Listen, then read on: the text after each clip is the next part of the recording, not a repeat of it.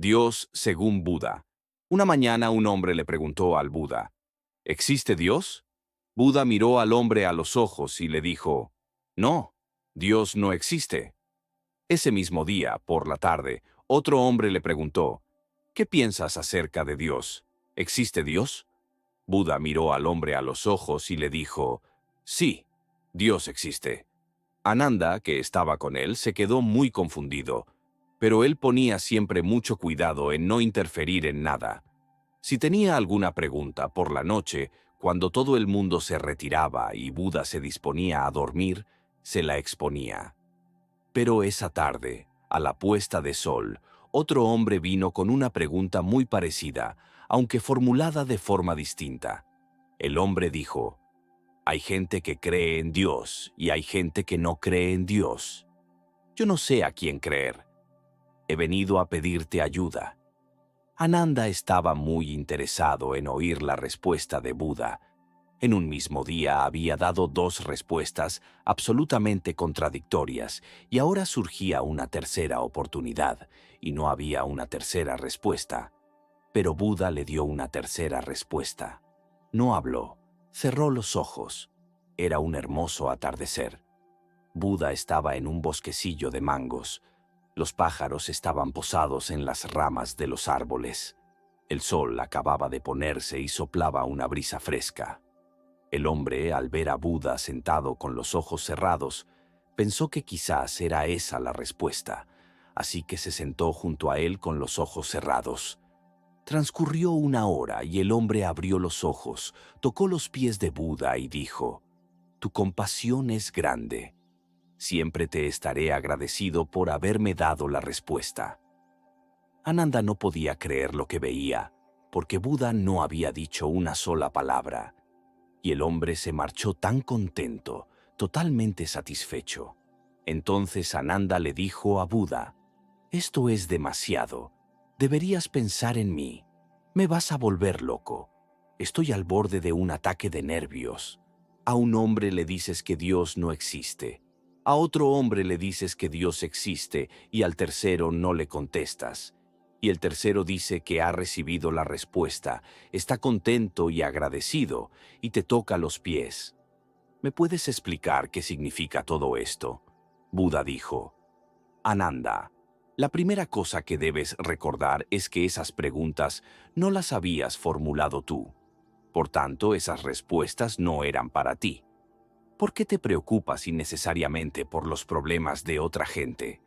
Primero soluciona tus propios problemas». Ananda dijo, «Es cierto, esas no eran mis preguntas y las respuestas no iban dirigidas a mí. Pero ¿qué puedo hacer? Tengo oídos y oigo, y he oído y he visto, y ahora todo mi ser está confundido. ¿Cuál es la respuesta correcta?». Buda dijo, «¿Correcta? Lo correcto es la consciencia». El primer hombre era un teísta y quería que le reafirmase en su creencia de Dios. Vino con una respuesta hecha, solamente para que le reafirmase en su creencia y poder decir, «Estoy en lo cierto, incluso el propio Buda me ha dado la razón». Por eso le he dado esa respuesta, solamente para perturbar su creencia, porque creer no es conocer. El segundo hombre era un ateo.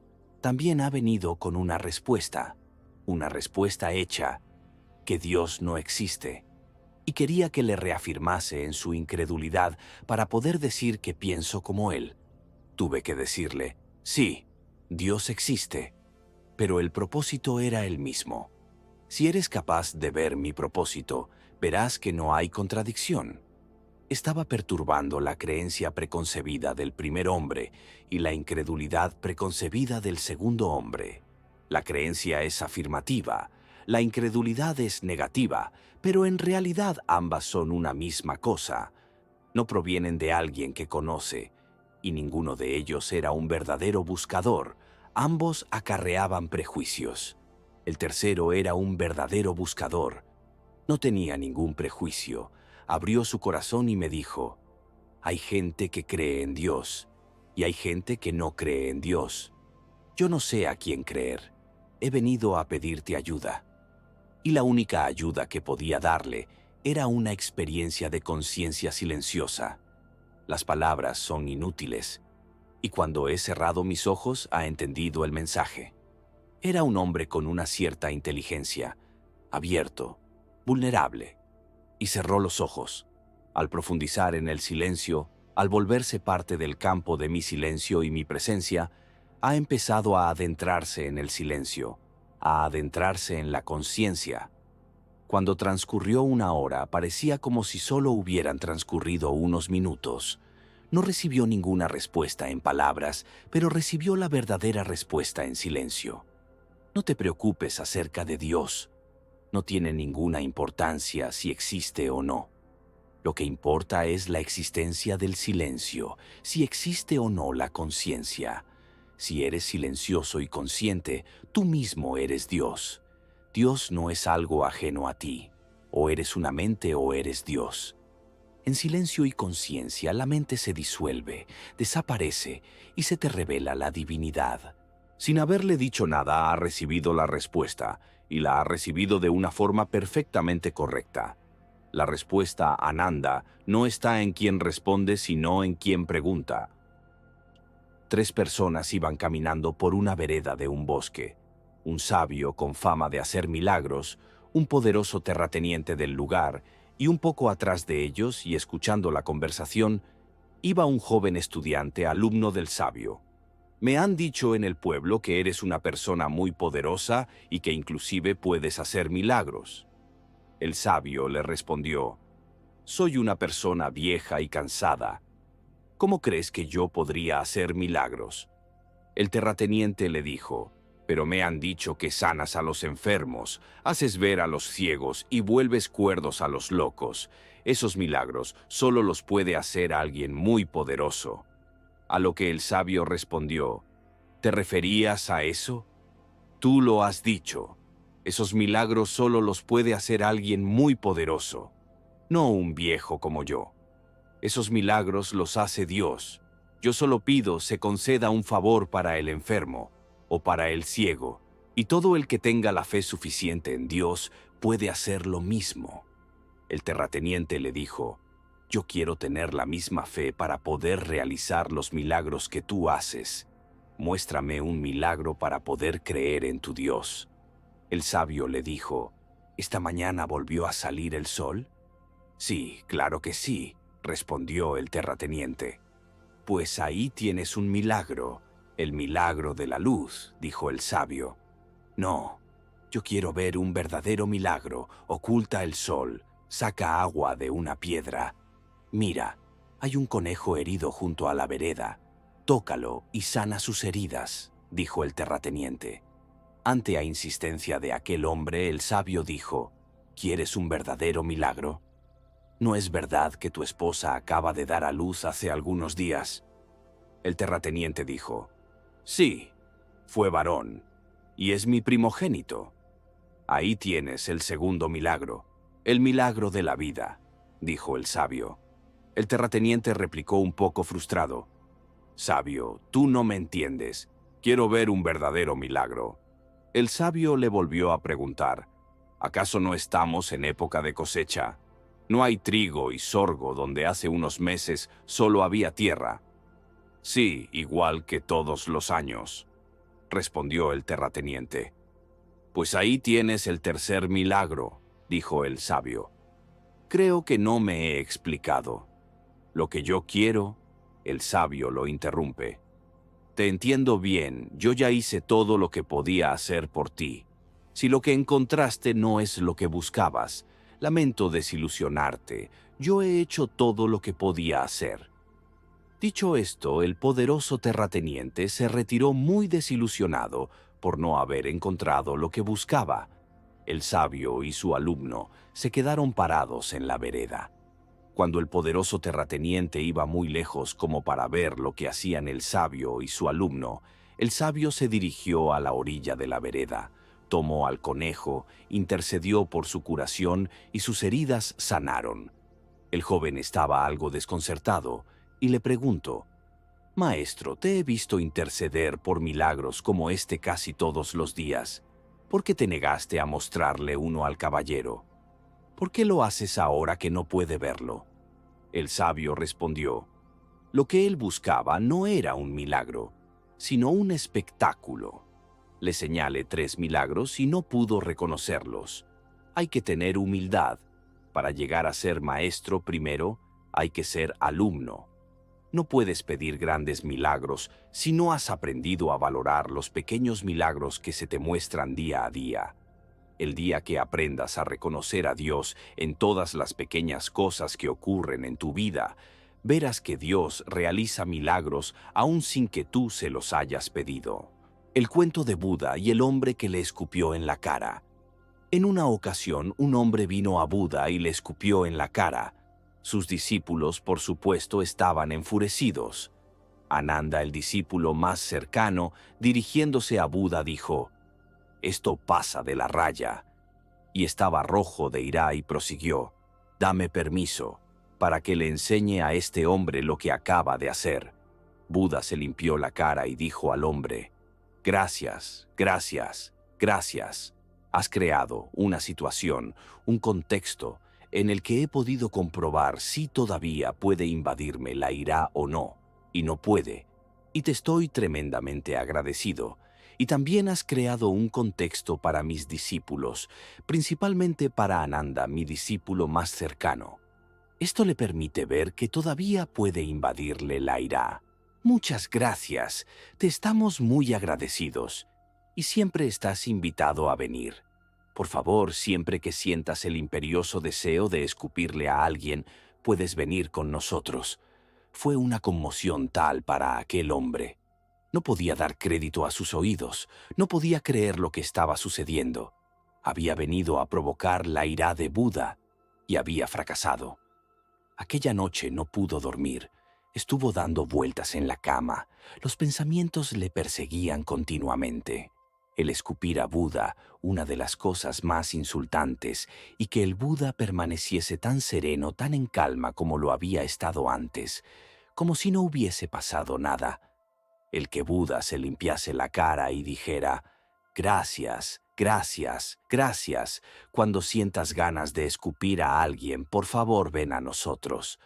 Se acordaba una y otra vez. Aquella cara tranquila, serena, aquellos ojos compasivos. Y cuando Buda le dio las gracias, no fue una formalidad, le estaba verdaderamente agradecido. Todo su ser le decía que estaba agradecido. Buda desprendía una atmósfera de agradecimiento. A la mañana siguiente, muy temprano, volvió precipitado, se postró a los pies de Buda y dijo, «Por favor, perdóname, no he podido dormir en toda la noche». Buda respondió, «No tiene la menor importancia, no pidas perdón por algo que ya no tiene existencia. Ha pasado tanta agua por el río Ganges. Mira, discurre tanta agua a cada momento. Han pasado 24 horas, ¿por qué cargas con algo que ya no existe? No pienses más en ello.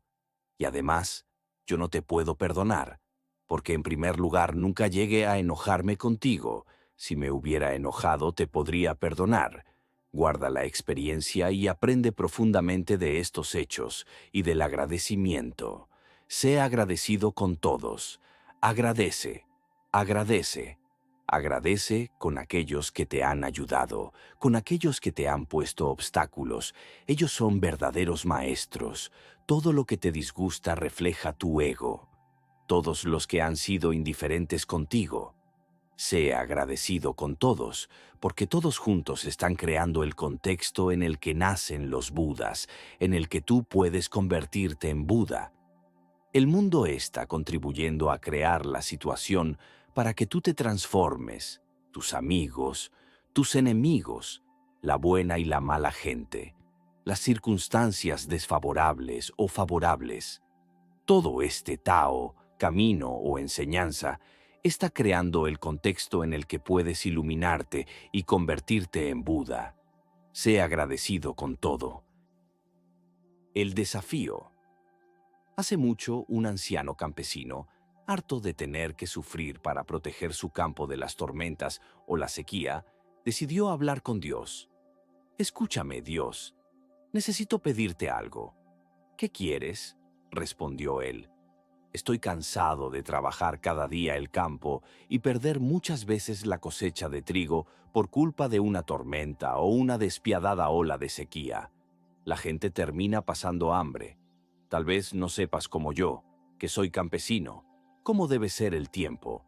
Deja que yo decida durante un año y verás cómo desaparecen la pobreza y el hambre. Dios le miró compasivo y asintió. De acuerdo, acepto el reto. Tú me dirás durante un año cómo quieres que sea el tiempo. Y así fue. Durante un año entero el campesino iba pidiendo sol o lluvia según lo deseaba. Y todo fue muy tranquilo. Apenas tuvo que trabajar y en primavera, justo un año después, fue a hablar con Dios. El trigo había crecido mucho, más que ningún otro año, y el campesino estaba orgulloso. ¿Ves cómo tenía razón?, dijo el anciano. El trigo está tan alto que tendremos alimento para varios años. Ya veo, respondió Dios. Cierto, ha crecido mucho. Pero, ¿te has asegurado de que los granos sean buenos? El campesino tomó entonces un grano de trigo y lo abrió. Estaba vacío. ¿Cómo es posible?, preguntó alarmado el campesino. Sin obstáculos, es imposible crecer. Sin desafíos, sin tormentas, truenos o granizo, el trigo no se fortalece. Le pusiste todo tan fácil, que el trigo creció sin alma, vacío. El campesino entonces lo entendió todo. El origen de la violencia. Cuando Lao Tse estaba a punto de morir, alguien le pidió que revelase algunos secretos de su vida. Lao Tse dijo: «El primer secreto es que nadie me ha vencido en toda mi vida». Cuando los discípulos oyeron esto, se emocionaron mucho. Le dijeron: «Nunca nos habías dicho esto. Nosotros también queremos vencer. Te rogamos que nos enseñes el modo de conseguirlo». «Os habéis equivocado», respondió Lao Tse. «Habéis oído otra cosa. Yo he dicho que nadie ha podido vencerme nunca, y vosotros decís que también vosotros queréis vencer. Las dos cosas son completamente opuestas, aunque parece que significan lo mismo.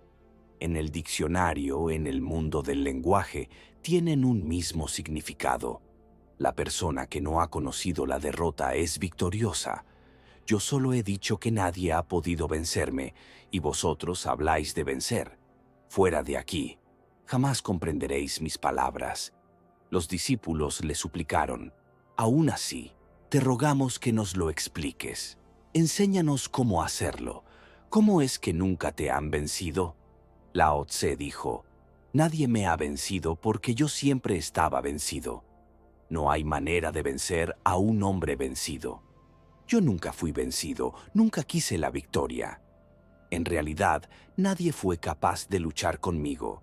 Si alguien pretendía desafiarme, ya me encontraba vencido, y no podría darse el gusto de vencerme. Lo que produce alegría es vencer al que quiere ser vencedor. ¿Qué gusto puede dar vencer al que ni siquiera quiere ganar? En realidad, destruir el ego de otra persona nos produce placer porque así reforzamos el nuestro. Pero si un hombre ya se ha dado por vencido, ¿qué gusto puede dar destruir a esa persona? Nuestro ego no se emocionaría en absoluto. Cuanto más conseguimos derribar el ego del otro, se convierte en la fuerza del nuestro. Pero el ego de esta persona de la que hablamos ya está derribado. También dice Jesús: «Yo os digo que los últimos serán los primeros». ¿Qué quiere decir esto? Por ejemplo, Jesús dice: «Si alguien os da una bofetada en la mejilla derecha, presentadle la izquierda». Esto significa que no le hagáis tomarse siquiera la molestia de buscaros la otra mejilla. Hacedlo vosotros. Jesús dice: «Si alguien viene a vencerte, déjate vencer. Si te derriba una vez, cae tú 2 veces». Y Jesús dice: «Si un hombre te quita el manto, dale también tu camisa». ¿Por qué? Porque es posible que al hombre le dé vergüenza quitarte también la camisa. Y Jesús dice: «Si alguien te pide que lleves a cuestas su carga 1 milla, al final de la milla ofrécete a llevarla más lejos». ¿Qué significa esto? significa que aceptando totalmente las circunstancias de la vida, tales como la inseguridad, el fracaso, la derrota y, al final, la muerte, las vencemos a todas. De lo contrario, estas circunstancias no nos conducen a ninguna parte, salvo a la muerte. En último extremo, la muerte es nuestra derrota total. Aún tras las derrotas mayores, sobrevivimos. A pesar de estar derrotados, seguimos existiendo. Pero la muerte nos aniquila por completo. La muerte es la derrota final, y todos queremos huir de ella. Y recordad también que la persona que intenta huir de su propia muerte, procurará producir la muerte a otros. Cuanto más consigue matar a otros, más vivo se sentirá él. Por eso, la causa de toda la violencia del mundo es completamente diferente de la que suele creer la gente. La causa de esta violencia no son las diferencias de ideas de las personas. No, no es nada de esto. En lo más hondo, esto es rehuir la muerte. En lo más hondo, la persona violenta huye de la muerte. Y el que quiere salvarse a sí mismo de la muerte nunca puede ser no violento. Solo el que declara, acepto la muerte, pues la muerte es una de las circunstancias de la vida, es una realidad, puede ser una persona no violenta. El destino está en nuestras manos. En un tiempo lejano había un viejo monje que, a través de la práctica concienzuda, había alcanzado un cierto grado de discernimiento espiritual. Tenía un joven novicio de unos 8 años de edad. Un día el monje miró a la cara del niño y ahí vio que iba a morir en los próximos meses. Entristecido por esto, le dijo al niño que se tomase unas largas vacaciones y fuese a visitar a sus padres. «Tómate tu tiempo», dijo el monje. «No tengas prisa por volver», porque sentía que el niño debía estar con su familia cuando muriera. 3 meses después, ante su asombro, el monje vio al niño volviendo montaña arriba. Cuando llegó, le miró intensamente a la cara y vio que el niño ahora viviría hasta una avanzada edad madura. «Cuéntame todo lo que pasó mientras estuviste fuera», dijo el monje. Así que el niño empezó a contarle sobre su viaje fuera de la montaña. Le contó sobre pueblos y ciudades por las que había pasado, sobre ríos vadeados y montañas trepadas. Después le contó cómo un día llegó hasta un arroyo desbordándose. Se dio cuenta, mientras intentaba pasar con cuidado a través del arroyo que fluía, que una colonia de hormigas había quedado atrapada en una pequeña isla formada por el arroyo que se desbordaba. Movido por la compasión por estas pobres criaturas, cogió una rama de un árbol y la puso atravesando una corriente del arroyo hasta tocar la islita. A medida que las hormigas conseguían atravesar, el niño sujetaba la rama firmemente, hasta que estuvo seguro de que todas las hormigas habían escapado a tierra firme. Entonces, continuó su camino.